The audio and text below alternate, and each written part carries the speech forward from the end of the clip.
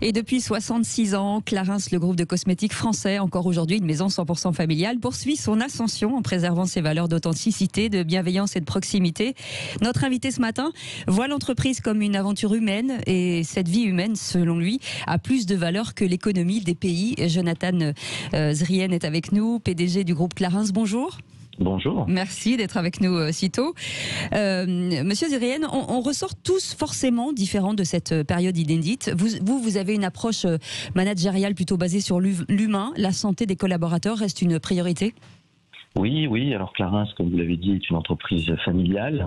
La troisième et la seconde génération sont encore aux manettes. Et ce caractère familial de l'entreprise nous a toujours conduit à avoir ce qu'on appelle un management de proximité, avec une relation humaine extrêmement forte au sein de l'entreprise.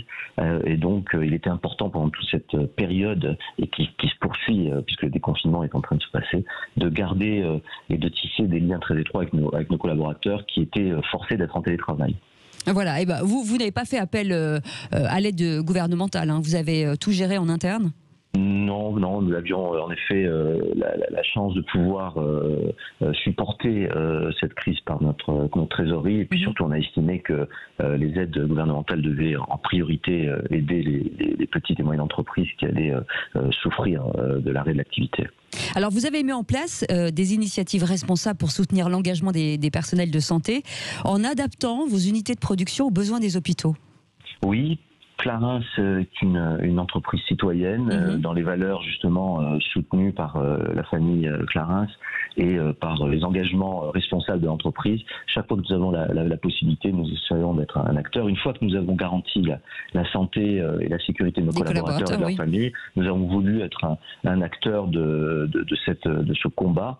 Et c'est vrai que notre unité de production nous permettait de fabriquer des gels hydroalcooliques, et donc nous avons dédié notre outil de production, notre usine qui est à Pontoise, à la production de gel hydroalcoolique. Alors nous avons réussi à produire, vu les demandes extrêmement importantes, 12 à 14 tonnes de gel hydroalcoolique par semaine. C'est-à-dire qu'on parle de près de pratiquement sur la période plus de 1 million de flacons de 400 millilitres qui qui ont été envoyés et donc donnés gracieusement aux hôpitaux, aux services hospitaliers de la PHP ou alors aux hôpitaux de Pontoise, de Saint-Denis. En fait, on a eu beaucoup de demandes, même dans les EHPAD.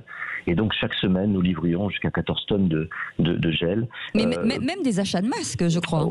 Voilà, tout à fait. C'est-à-dire que nous avons aussi très vite été, nous, en contact, puisque la crise ayant commencé en janvier, février, en Asie, on a beaucoup de filiales en Asie, eh bien, nous avions des relations. Nous avons pu travailler avec un groupe français, d'ailleurs, pour acheter aussi des masques. Et donc, offrir 1 million de masques aux hôpitaux de Paris très rapidement pour les aider dans ce combat. Et puis, très vite, on s'est rendu compte que l'utilisation massive de gel hydroalcoolique détériorait la flore cutanée des mains.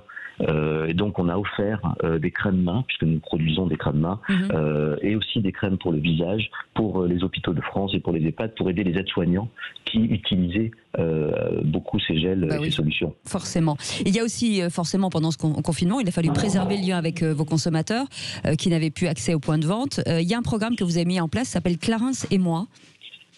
Tout à fait. Alors c'est là aussi, pour nous, c'était la deuxième grande priorité. Une fois que nous avions garanti la santé, c'était de préserver cette relation étroite que nous avons avec tous nos clients. Et ce programme Clarins et moi, en fait, c'était une idée qui est d'offrir 15 minutes de rendez-vous beauté personnalisé avec nos coachs Clarins. En fait, nous avons une équipe, de conseillères de beauté disponibles, puisqu'elles n'étaient plus en activité dans leur magasin, et donc on les a sollicités. Et ce coaching, en fait, permettait, selon des thématiques, en prenant un rendez-vous du lundi au vendredi, de 9h à 19h, 15 minutes, de choisir une thématique qui peut être autour de comment reproduire un spa à la maison, comment pendant cette période particulière avoir des jambes légères, un corps tenu, comment avoir un coaching personnalisé sur des questions de beauté. Et ça a été un franc succès, puisque nous avons eu jusqu'à 100 rendez-vous par jour pendant cette période. Donc nous sommes très contents de ce programme qui s'appelle Clarins et moi, et qui est devenu d'ailleurs le programme Clarins et demi, puisque dans une trentaine de pays dans le monde, nous l'avons mis en place, et cela nous a permis de préserver ce qui est pour nous le plus cher, c'est-à-dire cette relation étroite avec le client. sûr. On parle de révolution numérique là qui s'est forcément accélérée. Est-ce que les usages, est-ce que ça va changer les usages justement? Est-ce que ce sont des opérations que vous allez pérenniser dans le groupe? Est-ce que vous allez développer cette partie numérique? Oui, cette crise, hein, c'est un peu un accélérateur sur certains sujets, notamment sur le numérique.